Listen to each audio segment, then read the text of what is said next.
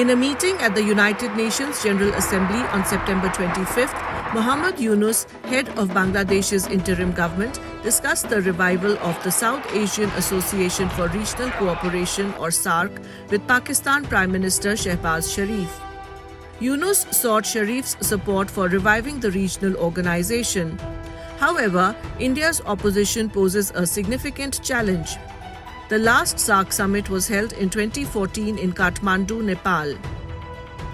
Bangladesh and Pakistan during recent meetings in New York talking about reviving SAARC. Well, SAARC will revive if all the countries come on board in the same spirit. And Bangladesh has actually been recognizing the problems in the revival of SAARC. And now the new government in Bangladesh, the new interim government in Bangladesh has suddenly started this talk of reviving SAARC. They started talking to Pakistan a lot, talking about going, forgetting 1971. So it's a new government there, a new interim government. We have to wait and watch what their actual programs and policies are. SAARC is an 8-member regional intergovernmental organization aimed at boosting regional trade and promoting social, cultural, and economic growth in South Asia. It was established on December 8, 1985, with its secretariat in Kathmandu. Since its inception, SAARC has faced various challenges, including Pakistan's unsuccessful push for a summit in 2022 and India's refusal to participate virtually due to security concerns and SAARC's intentions to include China as a member. We have also seen a certain penchant on the part of some SAARC countries to try and play off India against others. I have noticed, for example, this over enthusiasm to bring in China into SAARC. Now, there is, in fact, no reason for China to be in SAARC. It's not a South Asian country. China is involved in its own, processes. India is involved in its own processes. And while some countries can be observers, there is no need for certain countries to, very eagerly try and bring in China into the SAARC process. And we've seen that also coming from certain countries. In August, shortly after assuming leadership of Bangladesh's interim government, Mohammad Yunus called for the revival of SAARC to enhance regional economic cooperation.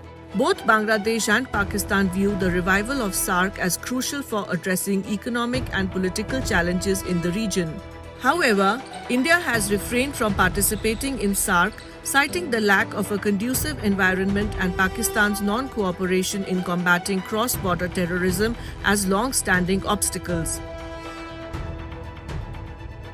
The very fundamental thing which India objected to was that Pakistan is a country that has been indulging in cross-border terrorism against India, Afghanistan, and some other countries in the world, and this has directly impacted us. So India's position was that Pakistan, a state which is sponsoring terrorism or using cross-border terrorism as an instrument of its foreign policy, must desist, must eliminate, and the 2611 perpetrators must be charged, must be returned to India.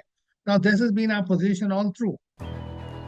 Following the attacks on Indian armed forces in Pathankot and Uri in 2016, India withdrew from the scheduled 19th SAARC Summit in Islamabad, a decision supported by Bangladesh, Bhutan, and Afghanistan. Other member countries also followed suit, resulting in the postponement of the summit.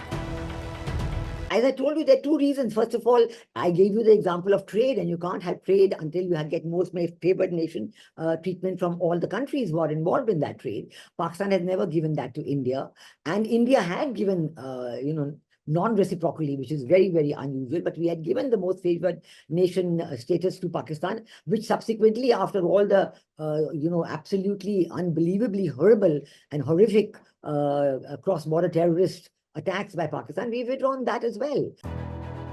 India, the largest economy in SAARC, is projected to become the world's third largest economy by 2030.